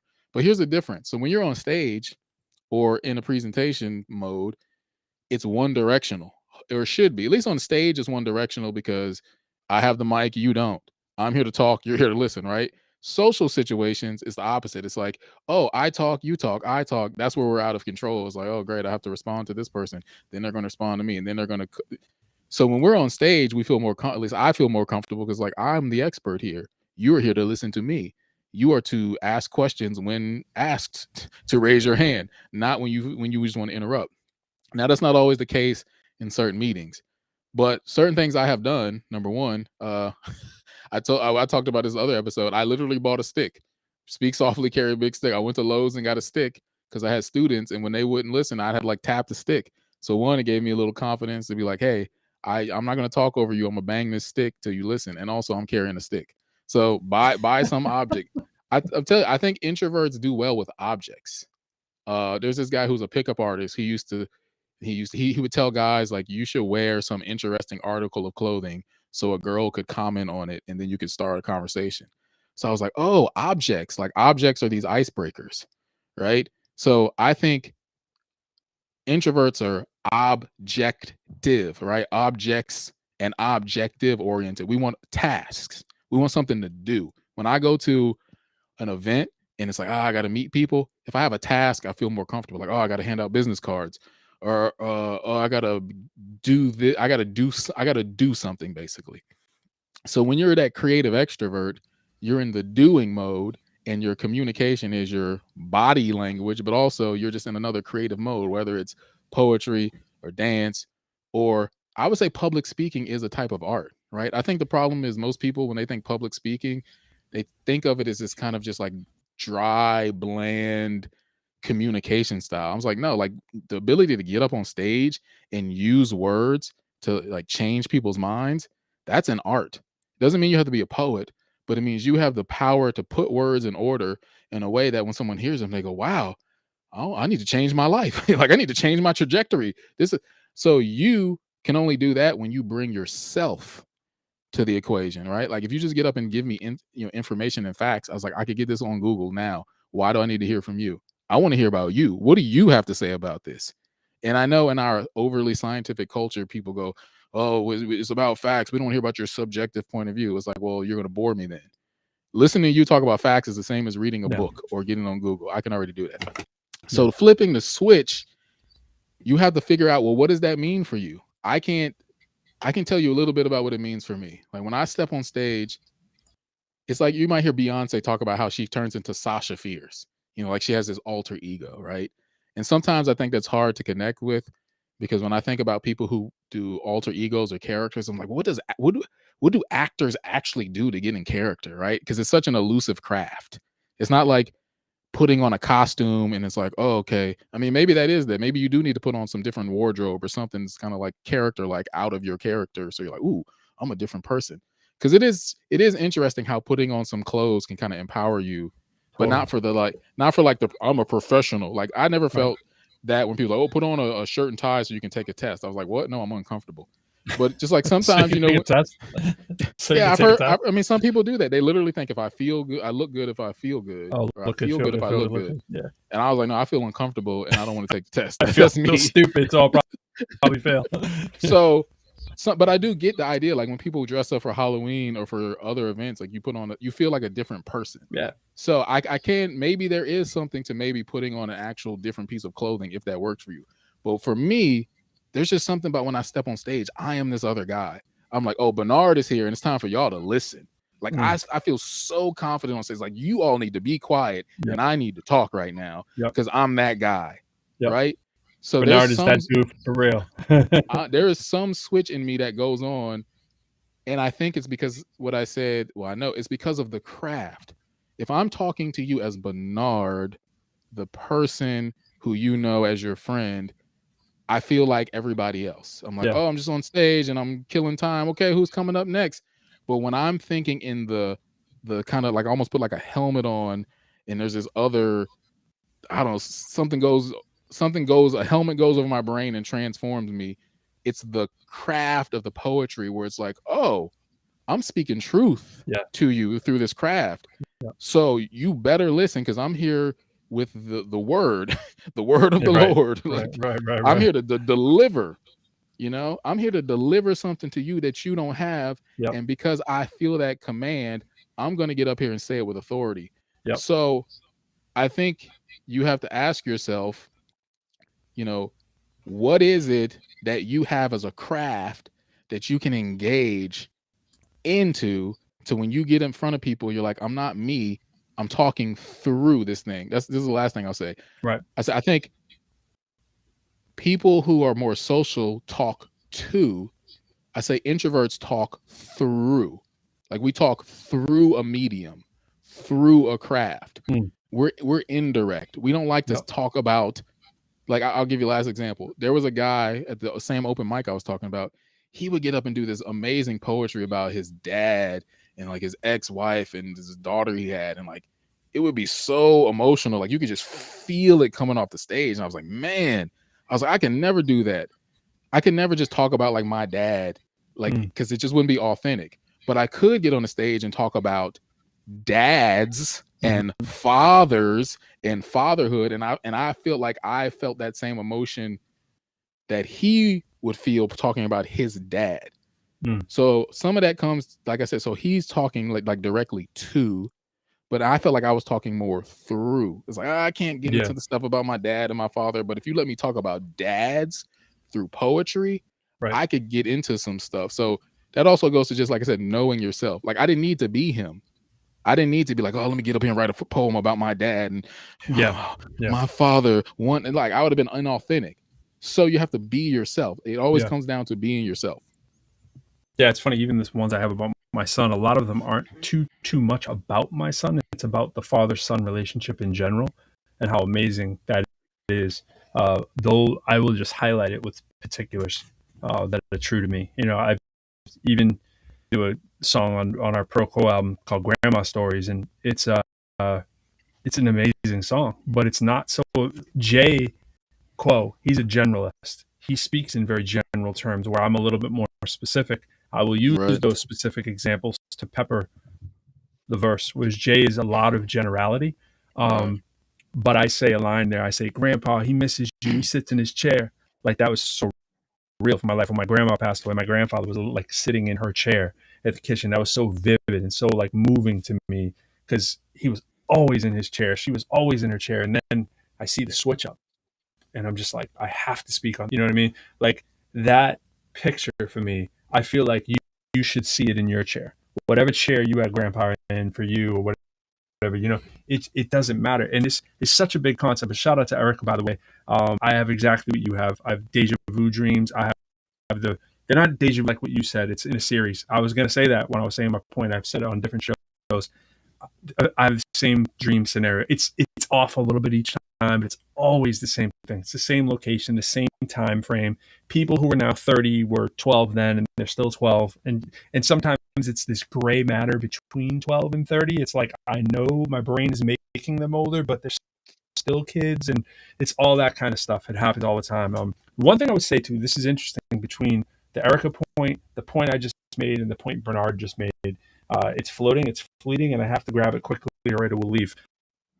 So it's doing it. It's trying to go. Don't go. Stay. The scientist piece. You said something about science earlier. You're talking about objective and versus subjective. The funny thing is that we're coming more and more to the realization that there may be no objective. There may be, we could. It's hard to say. There's so many people who argue about objective or subjective, right? And almost are as nothing as each other, if that makes sense. It's like we say, okay, that's subjective. And then it's like, well, show me something that is objective. And science has a real difficult time pinpointing anything that's objective. Like, we do great stuff with math, right? Which is very metaphor in the first place. To describe this, it's just ironic, right? We use math, which is super in the ether, right? It's like, show me a 3. You can't show me a 3. You can show me 3 somethings, but you can't show me a 3. But yet it's the 3-ness of something that we can test repeatedly over and over and go, wait a minute, we have a pattern here. We are on to something. But most of the time, we can't pinpoint down what that. And it's funny because, and I always try to stop myself from going into quantum, but it's literally the definition of quantum. You can't pinpoint anything down at the base level of reality itself. But the masses of the public are, from the video that I showed last week with the guy, Justin Awad, right? The overall masses of people, I don't feel like some elitist saying this, the overall masses of people are generally not very informed. They're just not. They're just not informed. When I say they, I mean Americans. We are not very informed. And we think of ourselves as a high and mighty nation. And we are informed a lot more than some countries. But the average United States citizen knows nothing about nothing. It's just, that's how it is. It's just, name 5 rivers in your state. Name 5 rivers in your state. Like, just do it. I mean, like, if we want to try to find these concrete things that you probably don't know any. It's like, and the reason I'm saying that is because my son is doing a project on Virginia. Name 5 rivers in your state. I'm like, I don't know. Like, I know like 3 rivers. I'm not from here, but it's like, I'm like Rappahannock. You know what I mean? I'm starting to name some, and I'm like, okay, are you smarter than a third now? No, not in that area, right? So the thing is, what I'm getting at is, no matter how wonderful your science and your math is, you're still probably a dumbass in most applications. I know I am, right? But I'm also confident enough to say truthfully, I'm also an elite expert in a very small amount of things. Like, I'm truly world class in 3 or 4 things, and I'm truly a dumbass in everything else. I don't feel like that's such a taboo thing to say. Like, I am out of this world ridiculous rapper. Bernard is an insanely ridiculous rapper. Like, your thing that you shared with me the other day, bro, like, the thing is, why you want to rally for someone, like, why even do a show with someone I've never met, right? It's like, you rally for people who are ridiculous world class at what they do, who can do something that somebody else can't do, that should motivate you, even if it's the same thing you do. Like, Bernard and I, we basically do the same thing. But your thing, what was the play on words again on the way? Don't tell me oh man, it was don't tell me it was pitch fest. No, pitch. It was so cool, even the name, and I've already forgotten it. It's don't tell pitch. Me. You see, it's not coming. Hover. The problem is I was in pitch and flow, and then I'm thinking, and pitch and flow was a contest, and then I was like, okay, this pitch black, this pitch contest, this pitch fest. But even the name of the festival itself was the play on words. But that's neither here or there, Right. because the words that you actually say, bro, it's every second there's a play on word. Right. It's Right. to the point where it's like where you go, no, this is impossible. What this dude is doing is impossible, right? And it's like you just want to like, and I'm in that. It's like I've said raps where I go, this is freaking humanly impossible that Right. that person knows that much on this little Right. topic and Right. nailed it with a 100 with a degree of Greg Louganis degree of difficulty hitting his head Right. off the platform board.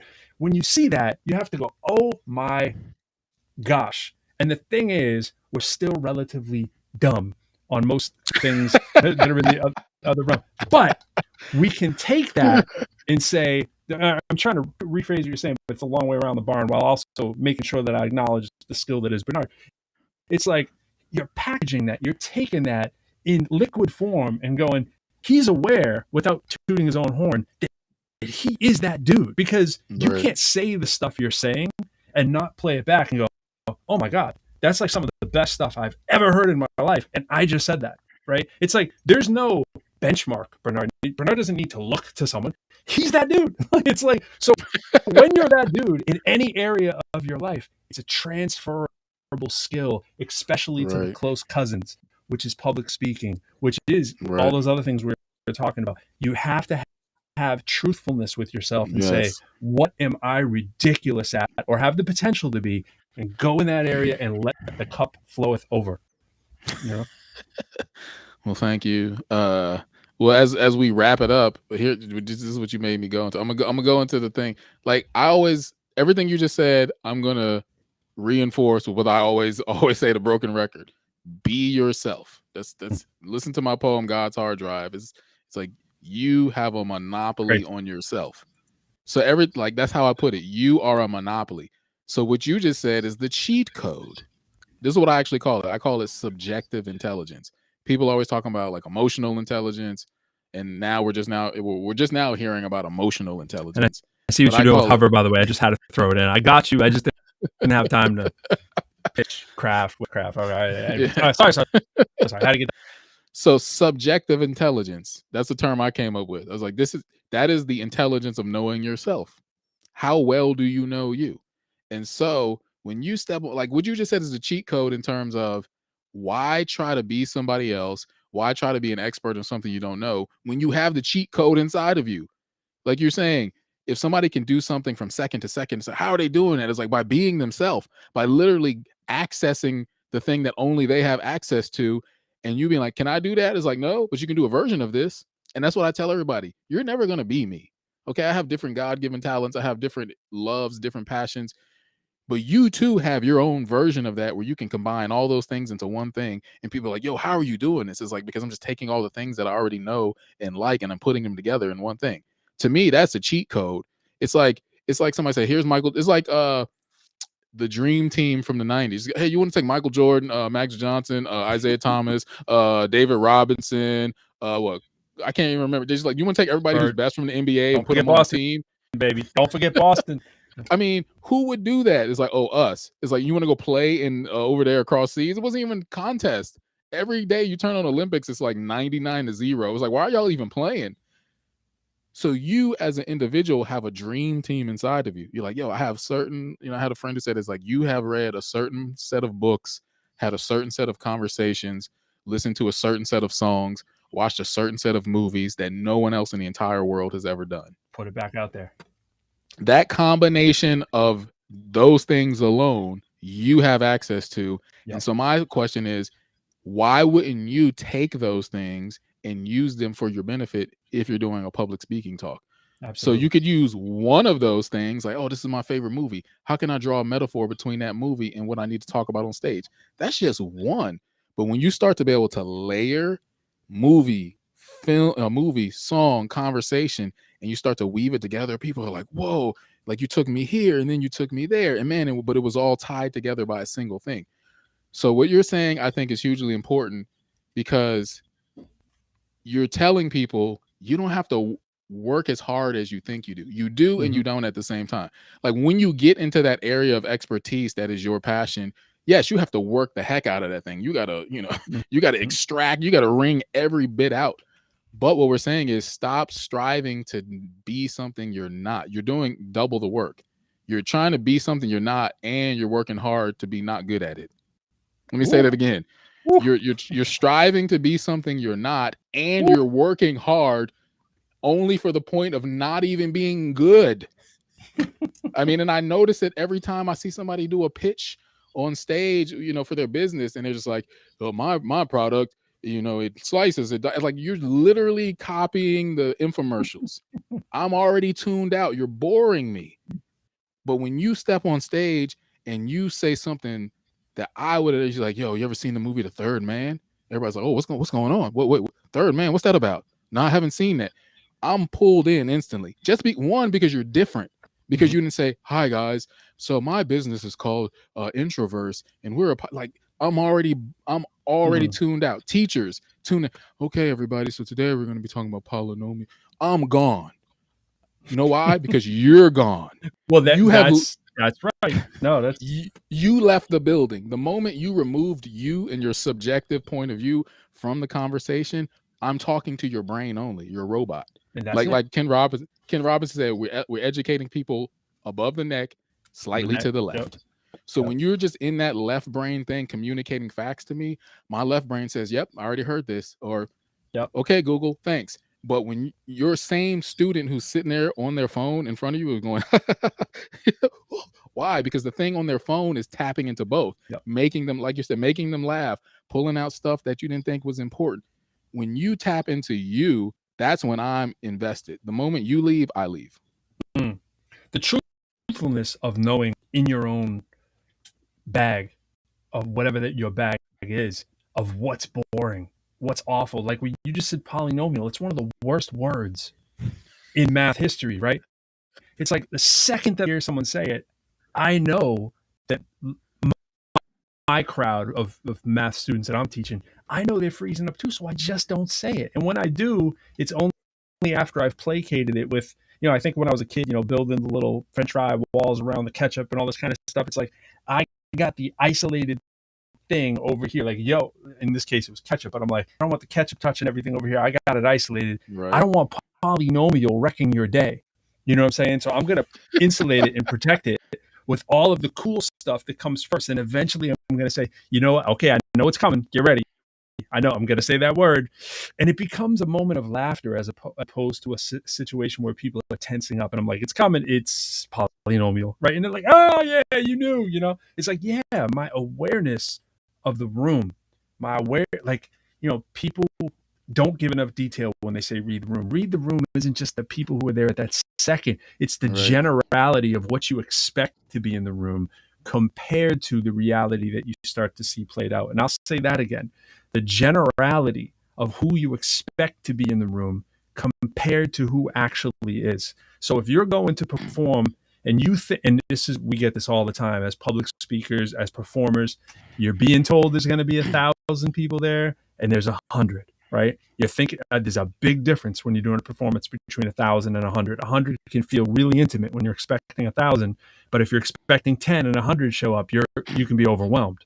So the difference between those two realities of what you're expecting and what actually plays out, you have to be analyzing in real time. If you're not, you're being plastic. So if my room suddenly is filled up with a bunch of math professors, and I ask this all the time, I'm giving a lot of talks and speeches and stuff for STEM, and I'm always quick to say, is this going to be the educators or is this the students or is this a mix? Like, can you give me a feel for what it's going to be? Because it's totally different. So if I'm thinking, and this has happened many times, I'm thinking it's going to be 8th graders coming in to learn about math. And what really happened, it was a bunch of administrators and faculty and only a very few students. Then, like I said earlier, my generality, right? When we're talking about we do the TED Talk, we know who we're speaking to in general when we're going to plan to do a TED Talk. My generality has switched. It's like, okay, now I'm talking to a bunch of quasi-experts in education. The metaphors that I'm going to use are going to need to switch, and they're going to need to switch on the fly. And that's where the hours of preparation of the improvisation will make you not fret too much, even when there's a switch up that's out of your control. But you have to be analyzing, I think, whenever you're doing that. And if we're going to, another one too is a lot of times they'll just let students come in to some sort of an assembly where and I say it that way, even though I'm always hoping that everything that I do is filled with students, because I primarily want to, and this is true of my professional development side. It's like, bring the students, like the people we're talking about, bring the freaking students into the room. You know what I mean? Like, duh. So I'm always thinking like the ideal crowd for me is students, right? But it's normally educators. It's normally who want to tap into what you know. And I'm like, ding, ding, ding. The thing is, like right here, is that I'm expecting, but I'm looking forward to speaking with students, right? As opposed to looking forward to speaking with you. Right. And when I have you here, I know the role that I have to switch, but we just can't understate the importance of knowing those polynomial kind of words, those things that are going to turn off our audience before you even start speaking. And some of it is what you were talking about, like that appearance thing, right? Like being aware of how you look when you enter a room, or what's your vibe. And it's not always how you look, it's a disposition in general, right? It's like there is an energy that you bring into a room or you don't.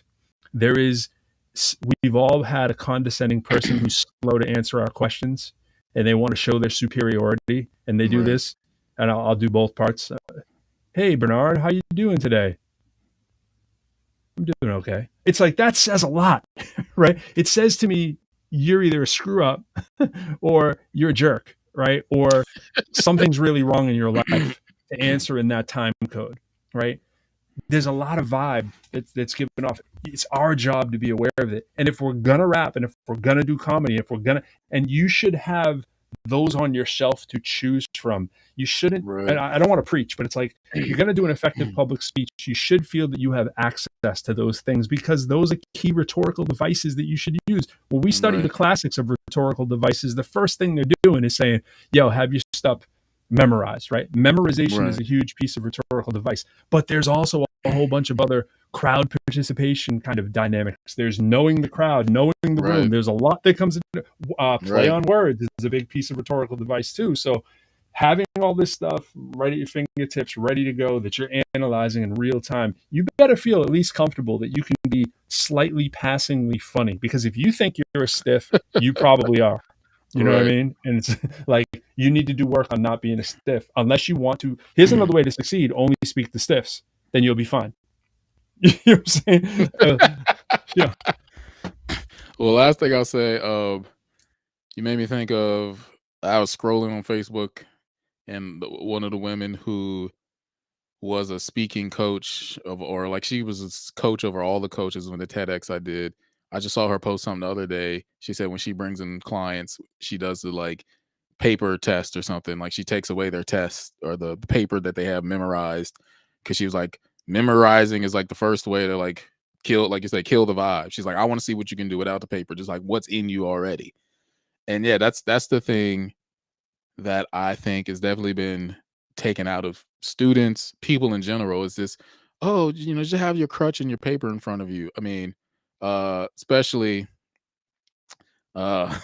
especially since like hip hop, like we know how, like, yo, off the dome, like that's easy for us. Like we don't need paper. So but for most people, like they think, oh, I'm going in with the paper because I need the paper. It's like, no, the paper is just there to capture you. But the last thing I was going to say was, well, if you look at the clubhouse, I put it in the chat. We were just talking about polynomial. What is polynomial if you wordplay it? Poly, no, me, all. 1 minute, bub. Poly, We're wrapping it up. no, me, all. So what we're saying is, when you go on the stage, you're basically saying to the audience, hey, know all of me. Know me in all. Because that's what you're trying to get people to connect with, is you. The information is available to everyone. If you said, hey, everybody go to Google, look up this slideshow I'm about to tell you about, they'd be like, okay, why do we need you then? So the number one thing you need to provide in your public speaking is you. Bam! That's it. That was the bam right there. And I got I got my time limit on the other side. My little man Henry is here. He must have heard us talking about polynomials. He's like, I don't even know if polynomials are good. We were just talking about how bad of a word it is. But you'll learn it, and you'll be like, Daddy, how come they think polynomial is such a bad word? What does it mean? It means in math, when you have many terms Really, that's all it means. Many terms or many names. So it's a fancy word that means many terms. You know what a term is? A term is like 2x. That's a term. If 2x equals 4, what do you think x would have to be? 2. What? You got it down. Perfect. Yeah. All right. So you already got it. You got polynomials down. And you can add them and subtract them and stuff. It's all kinds of fun. Means that it's time to go to bed. Poly does mean it's time to go to bed. And with that, we're out. All right. All right. We out of here.